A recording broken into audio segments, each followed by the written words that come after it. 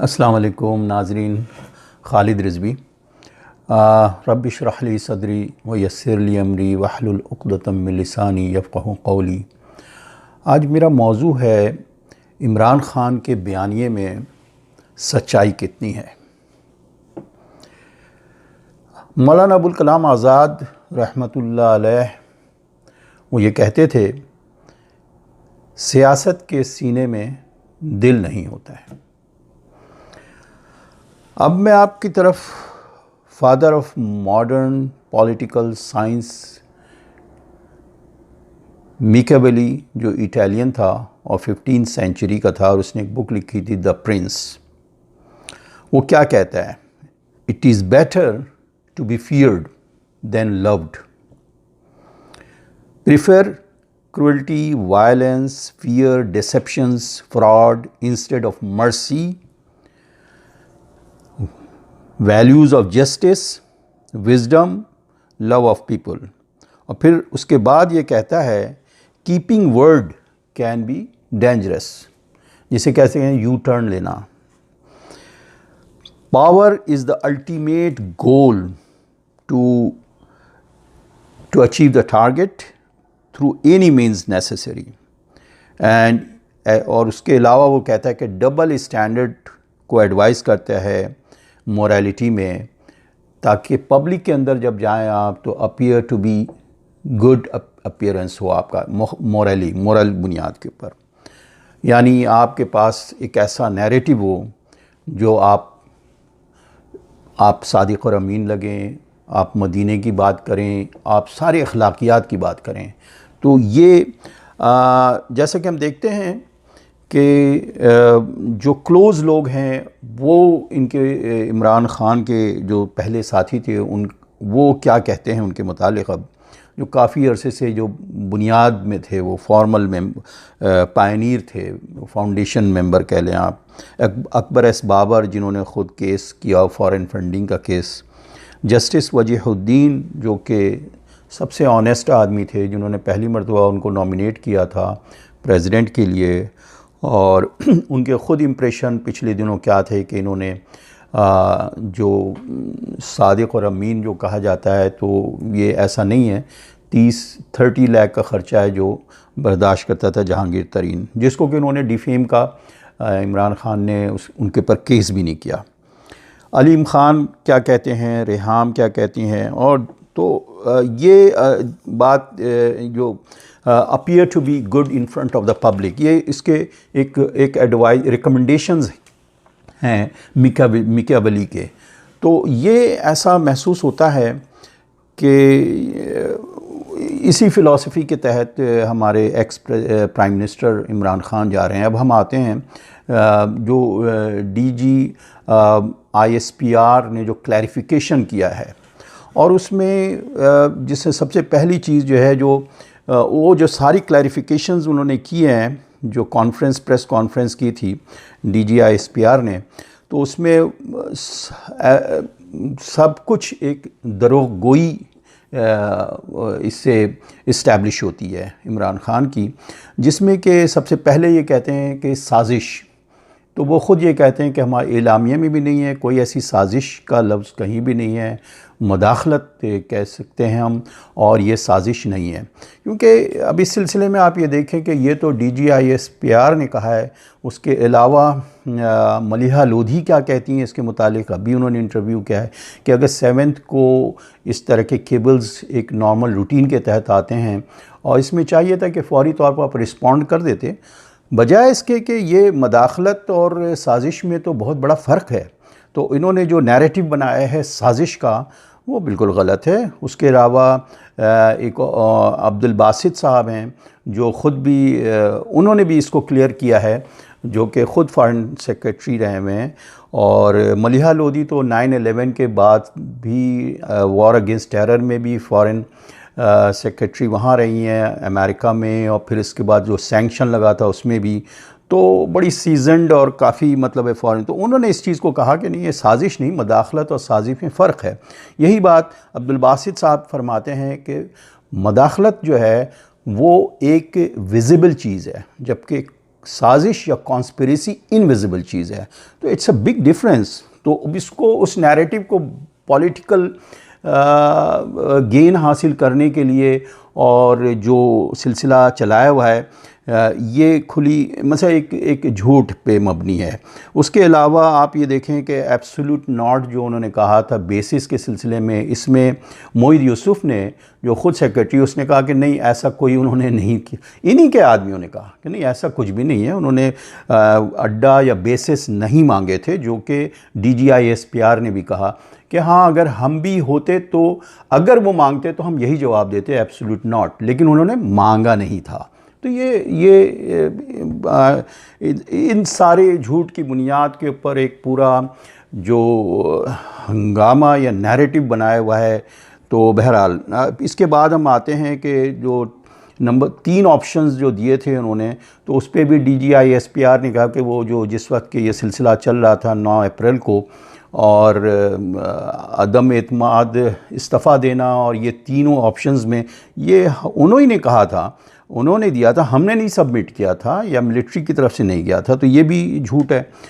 और तीसरी चीज़ जो उन्होंने हाईलाइट किया कि ये जो जलसों के अंदर या पेशावर के जलसे में न्यूक्लियर जो एसेट है हमारा, कि ये महफूज नहीं है, इसके मुतालिक उनको नहीं बोलना चाहिए, इसलिए कि ये पहले भी नवाज़ शरीफ भी थे, बेनज़ीर भी थी, और ये इस तरह सिलसिला चल रहा है। तो इससे हम एक तरीके से अब बड़ी ताकतों को इनवाइट कर रहे हैं कि हमारे लिए मसाइल पैदा हो जाएं। तो ये जो है, इसमें मैं यही कहूँगा कि ज़बान की जो फितना अंगेज़ी है वो बहुत ख़तरनाक है। उनके एक लफ्ज़ से क्या बनेगा और क्या रिकॉर्ड का हिस्सा हो जाएगा, और बैनुल-अक़वामी जो इस्टेब्लिशमेंट है या कम्युनिटी है वो उसको किस तरह लेगी, सिवाय इसके कि आप अपने किसी एक इक़्तिदार के गर्ज से आप ये पूरे मुल्क को यानी दांव पे लगाने वाली बात है। उसके अलावा उन्होंने ये कहा DGI SPR ने कि बाजवा ने मेजर जनरल बाजवा ने कोई एक्सटेंशन के लिए नहीं है उनका इरादा, और नवंबर में वो चले जाएंगे। बहरहाल अब हम आते हैं उनके जलसे जुलूस में, कि जलसे जुलूस में इमरान ख़ान क्या कुछ कहते हैं। उन्होंने सबसे ज़्यादा जो स्ट्रॉन्ग नैरेटिव यूज़ किया है वो साजिश का है, जो मैंने आपको पहले ही बता दिया कि बिल्कुल गलत है। साजिश तो बल्कि 3 दफ़ा अमेरिका ने ख़ुद भी क्लैरिफाई किया है कि हम ऐसी कोई बात नहीं है, सब झूठ है। और क्या कहते हैं, कोई साजिश करेगा तो आप बता के करेगा साजिश, एनी हाउ।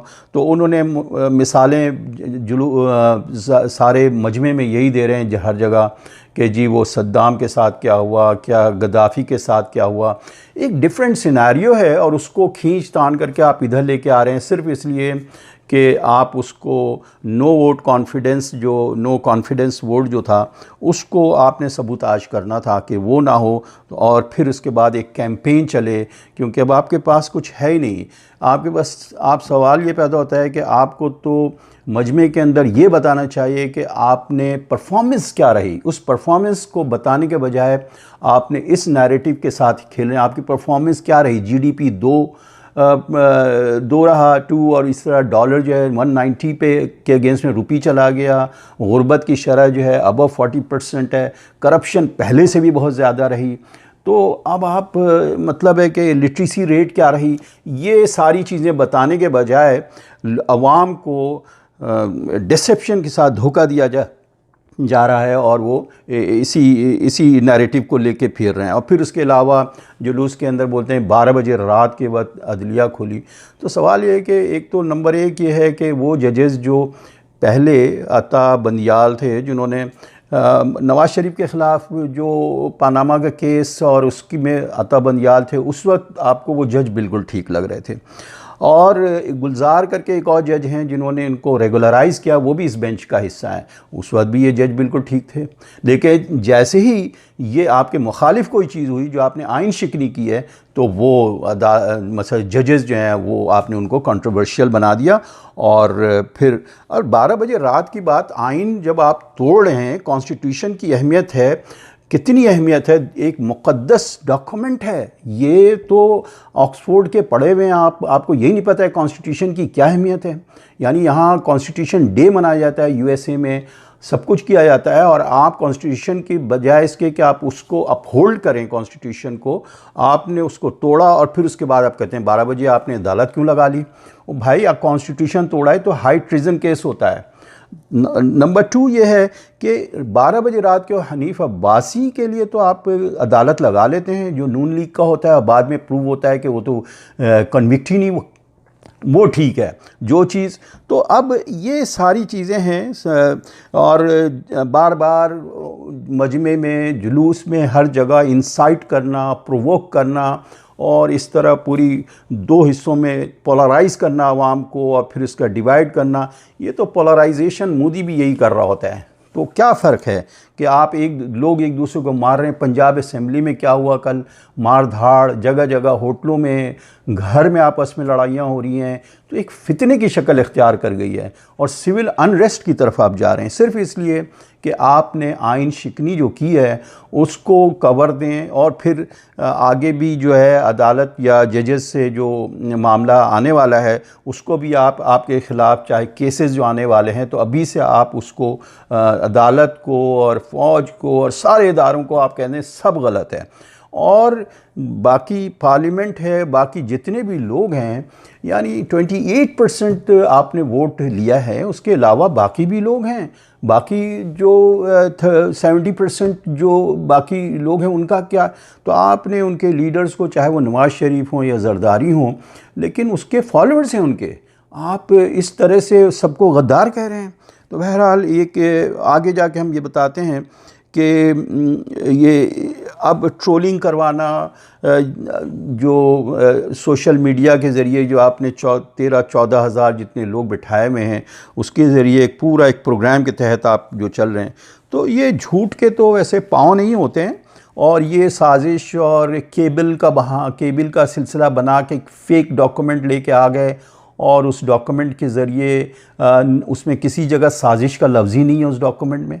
तो अब ये है कि आपने पूरी कौम को एक अजीब कैफियत में डाला है, और जिसे हम कहते हैं ना, आने वाले किसी तूफ़ान का रोना रोकर, आने वाले किसी तूफ़ान का रोना रोकर, ना खुदा ने मुझे साहिल पे डुबोना चाहा। तो ये राय को पहाड़ बनाना और एंटी अमेरिकन नैरेटिव जो अभी से कर रहे हैं आप, उसकी भी आगे वजह है कि आरिफ नकवी का एक केस आने वाला है, जो ऑलरेडी उसने मतलब है उसके ऊपर जो चार्जेस, उसको कन्विक्शन होगी, तो उसने भी फंडिंग मकसद किया हुआ है आपको आरिफ नकवी ने। तो उसकी पहले से तैयारी है कि एंटी अमेरिकन जो नैरेटिव आप लेके आ रहे हैं। एनीहाउ, अब आगे मैं जाता हूँ कि आपके जो सरासर जिसे हम कहते हैं, अल्लाह माफ़ करे कि लानतुल्लाह अलल काज़िबीन, के झूठ बोलने वाले पे अल्लाह की लानत हो। तो ये जो पॉलिटिकल परसेप्शन डेवलप करना, 35 पंक्चर का जो केस हुआ कि जब आपने सारी अपनी पॉलिटिकल मूवमेंट जो शुरू की थी, तो उसके अंदर 35 पंक्चर, और उसके तहत 120 दिन जो कंटेनर पे चढ़े रहे, यानी 35 हलकों में धांधली किया है। और नवाज़ शरीफ ने तो 4 हलके खोल दो, इतना हंगामा मचाया। बाद में अब पता चलता है कि नहीं, वो तो बिल्कुल गलत था, और ख़ुद इन्होंने तस्लीम किया। शाहिद मसूद ने बताया कि नहीं ये गलत था, और इन्होंने ख़ुद भी। लेकिन इनके जो फॉलोअर्स हैं 90% को ही नहीं पता होगा कि 35 पंक्चर का जो है वो एक झूठ था, जो उन्होंने कहा कि एक पॉलिटिकल बस था ये। लेकिन आपने उसकी बुनियाद पे जो है ना, अब हम आज क्या सच समझें, क्या साजिश, या इसको कैसे सच समझें जो पहले भी आपने झूठ ही बोला। तो 35 पंक्चर जो है वो कितना बड़ा झूठ था, जो कि अब खुल गया, और ख़ुद भी शाहिद मसूद ने भी माफ़ी मांगी इस बात की। तो और नंबर 2 में आप जस्टिस फ़ायज़ ईसा का, जो उन्होंने अभी पेशावर के जलसे में क्लियर किया, यस के reference against justice Faez Isa was a mistake. आप तो मिस्टेक वही वाली बात है कि आपने ड्रोन मारा, कोलैटरल डैमेज, या सैकड़ों लोग मर गए, तो इस पे भी अक्सर यही कहा अमेरिका ने कि जी वो तो मिस्टेक हो गया। तो 2 साल से जो है उनकी पूरी फैमिली अजियत में मुब्तला रही, और उनकी मिसेस सरीना जो उनकी वाइफ होती है, उनको कोर्ट में बुलाया गया, और उनके फैमिली की किरदार कशी हुई, यानी आखिरी दिनों में उनकी माँ और बेटी रो रही थी, उनके घरों में भी एजेंसीज़ के थ्रू कितनी मरतबा उनको तंग किया गया, और अब आप बोलते हैं इट वाज़ ए मिस्टेक, इसलिए कि जस्टिस फ़ायज़ ईसा चीफ जस्टिस हो जाएंगे। तो दिस इज़ ऑल, मतलब है कि ये कौन सा कैरेक्टर है। तो आपके बहरहाल अब लोग ख़ुद इसका फ़ैसला करेंगे। मेरा मकसद सिर्फ हकीकत को सामने रखना है। और नाजरीन, अगर आपको कुछ लगता है कि मैं कुछ गलत बात कह रहा हूं तो आप मेरे कमेंट में डालें। हर चीज़ तहकीक से किया हमने, और आप लोग भी तहकीक किया करें, तकलीद ना करें, आप शीप ना बने, अपने दिमाग से खुद सोचा करें। हमारी कौम में यही मसला अब आ गया है कि हम सोचते नहीं हैं, जबकि कुरान कहता है अफला ताक़िलून, तो क्या तुम अपनी अक्ल से सोचते नहीं हो। तो चले, ये इमरान खान की तो बात अलग है, कल को कोई भी आएगा तो आप जो कहेगा आप उसको, ट्रेंड को सिर्फ आपने फॉलो करना है, आपने कोई तहकीक नहीं करना है। तो बहरहाल ये मैं जस्टिस फ़ायज़ ईसा के मुतालिक। अच्छा, कासिम सूरी का अभी जो कासिम सूरी जो हैं, उन्होंने जो डिप्टी स्पीकर थे जिन्होंने सारे उसको यानी आइन को जो उन्होंने तोड़ा, और उन्होंने कहा कि आर्टिकल 5 के तहत ये गद्दार हैं। अब ये कहते हैं कि जी ये स्पीकर असद कैसर जो हैं, उनके रिज़ाइन के बाद उन्होंने कहा कि मैंने ये केबिल पढ़ा था। यानी केबिल को इस मरासले को पढ़ने से पहले ही उन्होंने फ़ैसला कर दिया। ये अभी आप चेक कर लीजिएगा आप लोग। तो और उसके अलावा कासिम सूरी ख़ुद स्टे ऑर्डर पे हैं कि जिस हलके से ये कामयाब हुए थे उसमें 50,000 वोट जो थे वो फेक थे, जिसमें पैर के निशान हैं, और वो आप उनकी क्रेडिबिलिटी को आप देखें कासिम सूरी की। अब आते हैं नेक्स्ट टॉपिक पे, खुददारी और गैरत। कि भाई खुददारी का जो नारा लगाया हुआ है वो कि उस वक्त कहाँ गई थी खुददारी, जब मोहसिन पाकिस्तान अब्दुल कदीर ख़ान बीमार पड़े हुए थे, और उनकी उनका रिकॉर्डेड है कि अपनी बिस्तर मर्ग पे ये कह रहे हैं कि इमरान खान हमें देखने तक नहीं आए, इसलिए कि उनको इजाज़त नहीं मिली है अमेरिका से और सऊदी अरब से। उनका रिकॉर्ड है, देख लें, आप ख़ुद भी सर्च करें, तहकीक करें तो पता लगेगा सच्चाई क्या है। ये अब्दुल कदीर ख़ान के साथ हुआ कि उनके फ्यूनरल तक को अटेंड करने नहीं गए। किसको खुश करने के लिए नहीं गए थे? किसको खुश करने के लिए? जो आज एंटी अमेरिकन जो स्लोगन लगवा रहे हैं, नैरेटिव है, और हम बड़े खुददार हैं, हम बड़े गैरत वाले हैं, उस वक्त कहाँ गई थी आपकी खुददारी? उसके अलावा आप देखें, ये डॉक्टर आफिया सिद्दीकी, सबसे पहला उन्होंने जो प्रेस कॉन्फ्रेंस किया था एवान रेडली के साथ, जो कि उन्होंने बताया, डिस्क्लोज़ किया था कि वो प्रिजन में है, वो औरत 600 समथिंग जो नंबर है उसका प्रिजनर नंबर, और उसके साथ कितना जुल्म हुआ, बडग्राम से उसको उठा के लेके चले गए हैं डॉक्टर आफिया को, और किस अजियत में, और 80 साल की सज़ा, और इस वक्त वो यहाँ प्रिजन में हैं। उनके लिए एक ख़त तक नहीं लिखा, सिर्फ उस वक्त प्रेस कॉन्फ्रेंस किया था ताकि आवाम से एक कनेक्शन हो जाए। वो तो एक मरतबा अल्ताफ़ हुसैन साहब ने भी किया था, जब उधर इंटरनेशनल जो लंदन में जो उनका केस चलने लगा और वहाँ की पुलिस आ गई, तो उन्होंने फ़ौरन आफिया के फेवर में किया और उसके बाद बंद कर दिया। तो आपने भी यही किया कि उसके बाद आपकी ज़बान ही नहीं है डॉक्टर आफिया के सिलसिले में, लेकिन आप बहुत खुददार और गैरत की बात करते हैं। अच्छा, अब उसके अलावा आप देखें आसिया जो है, वो जो ब्लास्फेमी के केस में जेल में थी, उसके लिए ख़ुद आप ये भी रिकॉर्डिंग में देख सकते हैं कि अमेरिका आके उन्होंने बाता, एक इनका सीक्रेट एग्रीमेंट था, और उन्होंने कहा within a week you will get, और फिर आसिया यहाँ पहुँच गई। तो ये जो डबल स्टैंडर्ड जो है ना मोरल का, ये ज़ाहिर है वही मिकियावेली की फ़िलासफ़ी के तहत चलते हैं। तो उसके अलावा आप ये देखें कि इन्होंने अमेरिका को सर्व कैसे किया है, IMF और क्या कहते हैं ग़ुलामी, कौन सी ग़ुलामी? ये ग़ुलामी नहीं है कि IMF के अंडर में स्टेट बैंक को आपने हवाले कर दिया, जो चाहे वो करें। ये इससे बड़ी ग़ुलामी हो सकती है? इससे बड़ा ब्लंडर हो सकता है कि आपने पूरा स्टेट बैंक उनके हवाले कर दिया है? जितना चाहे इंटरेस्ट बढ़ाएं, महंगाई करें, सब उनके हाथ में है। ये आज़ादी का नारा लगाते हैं, और CPAC को पूरा रैप अप कर दिया, उल्टा दिया इन्होंने। तो ये तो इन्होंने सर्व किया है अमेरिका को, और धोखा आप दे रहे हैं कि आप आज़ादी मसद है। ये असल कॉइन का दूसरा रुख असल ये है कि इन्होंने क्या किया है।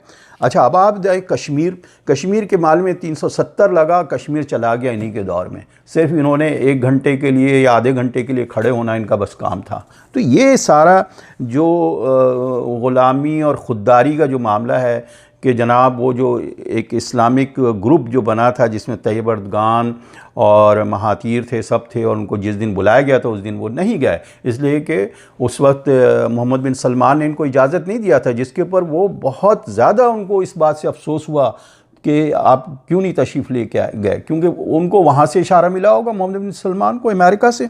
तो ये इनकी असल चेहरा जो है वो ये है जो ये करते रहे हैं। बहरहाल तो उसके अलावा ये हमारे यहाँ अफसोस के साथ ये कहना पड़ता है कि मिडिल क्लास या लोअर मिडिल क्लास के पढ़े लिखे लोग जो डॉक्टर होते हैं, इंजीनियर होते हैं, लेकिन इनके पास ये भी एक रोबोट की तरह है, एक वोकेशनल ट्रेनिंग इनके पास होती है, बाकी ना इन्होंने सोशल साइंसेस पढ़ा होता है, ना इनको हिस्ट्री से मतलब होता है, ना इनको लॉजिक से पता होता है।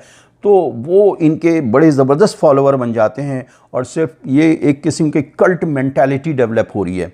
अब आप ये देखें कि इसके अलावा बजाय इसके कि हमें सोचना चाहिए कि हम हिस्ट्री में कौन कौन से बड़े लीडर आए, उनकी क्या खुसूसियात थी। नेल्सन मंडेला को देख लें, 27 साल जेल में रहा और किस तरह से, किस पेशेंस, यानी पेशेंस का लफ्ज़ जो है वो उसके सामने ये हो जाता है। आप सब्र, किस तरह सब्र के साथ रहा और किस तरह उसने मूवमेंट चलाई। आप महात्मा गांधी को देख लें कि वो उन्होंने जो नो वायलेंस की तहरीक भी चलाई और फिर उसके अलावा साम्राज्यत के ख़िलाफ़ या जो उन्होंने तहरीक चलाई उसके अंदर वो खद्दर का कपड़ा पहनते थे, यानी वो कपड़ा भी उनका नहीं पहनते थे महात्मा गांधी। तो नॉन वायलेंस की तहरीक उन्होंने चलाई। तो आप ये देखें और किस तरह उन्होंने अंग्रेज़ों के ख़िलाफ़, उस वक्त साम्राज्यत के ख़िलाफ़। तो मौलाना अबुल कलाम आज़ाद जब वो ख़ुद 1/3 ऑफ लाइफ जेल के अंदर रहे इसी आज़ादी की खातिर, वो कुर्बानियाँ देते थे। वो फवाद चौधरी जैसे और शेख रशीद लेके नहीं घूमते थे। आप ये देखें मौलाना अबुल कलाम आज़ाद ने जब उनको ब्रिटिश गवर्नमेंट जेल के अंदर डालने लगी तो उस पर उन्होंने अपने चाहने वालों को कहा कि किसी किस्म का वायलेंस ना करें आप, मतलब है। तो ये बड़े हमारे तो इस नस्ल को जो अजीम लोग हैं उनका तो पता ही नहीं है। तो मौलाना मोहम्मद अली जौहर जो 1914 से 1919 तक जेल में रहे, तो आप ये देखें किस तरह से उन्होंने, क्या उनकी डिसेंसी थी, वो क्या गालम गलोच कर रहे थे? क्या यही डिसेंसी होती है? क्या आप खड़े हो जाएं और दूसरों को गालियां देते रहें? और जिसके लिए अल्लाह ताला ये कहते हैं कि भाई आप जो है अल-मुस्लिमु मन सलिम अल-मुस्लिमून मिन लिसानिही व यदिही, मुसलमान वही है जिसके ज़बान और हाथ से दूसरे मुसलमान महफूज रहें। तो उसके अलावा अब आप देखें कि इस वक्त बड़े अफसोस के साथ कहना पड़ता है कि हमारी कौम को न जाने क्या हो गया है कि लोग जो हैं एक कभी देवता बना देते हैं। और कई लोगों का इंटरव्यू मैंने सुना है और सुन के बहुत अफसोस हुआ। कोई ये कह रहा है कि खुदा के बाद है तो इमरान ख़ान है, कोई ये कह रहा है नौज़ुबिल्लाह कि इमाम हुसैन रज़ियल्लाहु ताला अन्हु करबला है।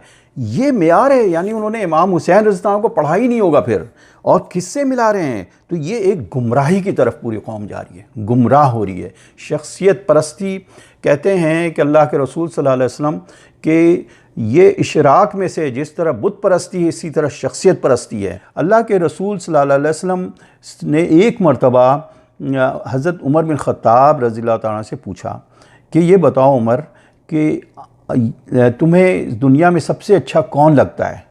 तो अल्लाह के उमर बिन ख़त्ताब रज़ियल्लाहु अन्हु ने थोड़ा सा तवक़्क़ुफ़ किया और वो उनको देख रहे थे बड़े गौर से। तवक़्क़ुफ़ किया, उस तवक़्क़ुफ़ करने के बाद जो बोला, एकदम बोला तो उन्होंने कहा अल-आन, हाँ अब तुम्हारा ईमान पक्का है। तो मैं इसी बात पे अपनी बात को ख़त्म करना चाहता हूँ कि हमें चाहिए कि हम तागूत ना बने, अपनी हदों से अपनी लिमिट को क्रॉस ना करें। और ये हमारे लीडर साहब का भी यही, उनका भी फ़र्ज़ बनता है कि ऐसा ना हो कि लोग जो हैं जो असल ईमान जो अल्लाह पे है और अल्लाह के रसूल सल्लल्लाहु अलैहि वसल्लम पे हैं, हमें चाहिए कि हम उस तरफ लेके जाएं और अखलाकियात का दर्स दें, बजाय इसके कि हम गालम गलोच और एक ऐसा कल्चर जहाँ के अनारकी और क्यास हो जाए और हम वायलेंस की तरफ, तो ये बहुत, जो उन्होंने कहा ख़तरनाक, तो ये बहुत ख़तरनाक है और इससे खून खराबा होगा। तो बहरहाल मैं अपनी बात अब ख़त्म करता हूँ। जज़ाकुमुल्लाहु खैरन।